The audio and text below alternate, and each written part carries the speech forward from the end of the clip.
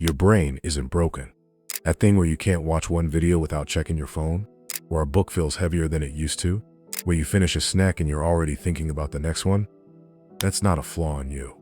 That's a design flaw in the world you were dropped into. And once you see it, you can't unsee it. Picture a person from 10,000 years ago. Every calorie took effort. Every bit of information mattered, because missing it could mean missing a predator. Every social bond was slow, built over years, face to face. Their brain evolved one job: chase what's rare, because rare things kept you alive. Now take that exact brain, the same one, unchanged, and drop it into 2026. Food doesn't need to be hunted. It's engineered to be irresistible. Information doesn't arrive slowly. It arrives every 4 seconds, in a feed that never ends. Connection doesn't take years. It takes a like. Nothing about your biology updated, but everything around it did. That gap between the brain you have and the world you live in is called an evolutionary mismatch, and almost everything that quietly exhausts you traces back to it. Here's the part almost nobody gets right. Dopamine isn't the pleasure chemical, it's the wanting chemical. There's a difference, and it explains more about you than you'd expect. Neuroscientist Kent Barrage found that wanting something and liking something are run by two completely separate systems in the brain. Wanting is the craving, the pull, the "I need to check this." Liking is the actual enjoyment once you have it. In a healthy brain, those two systems move together. You want the thing, you get the thing, you like the thing. But supernormal stimuli, food, feeds, notifications, are built to spike wanting without ever satisfying liking.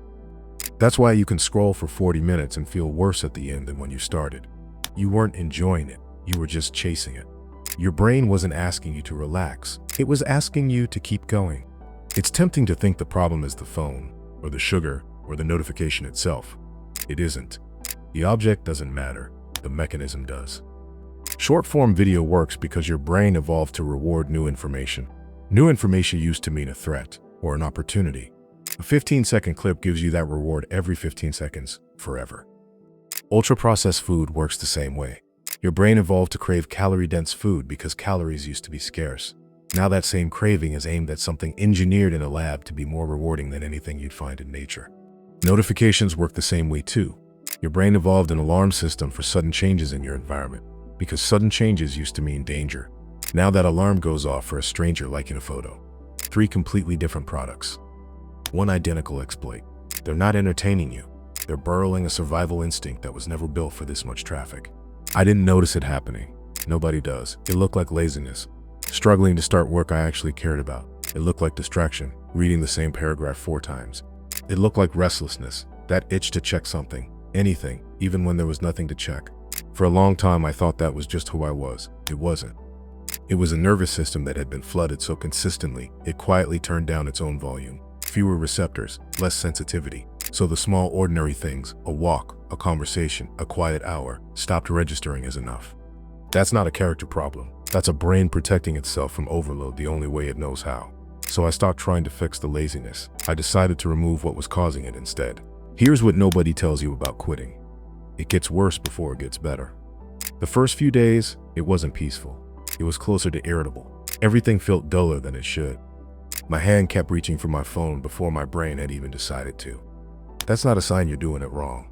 That's dopamine sitting below its normal baseline, because the receptors that got shut down from overstimulation haven't grown back yet. By the second week, the cravings started fading, but something stranger replaced them, a kind of flatness. Not sad, just quiet.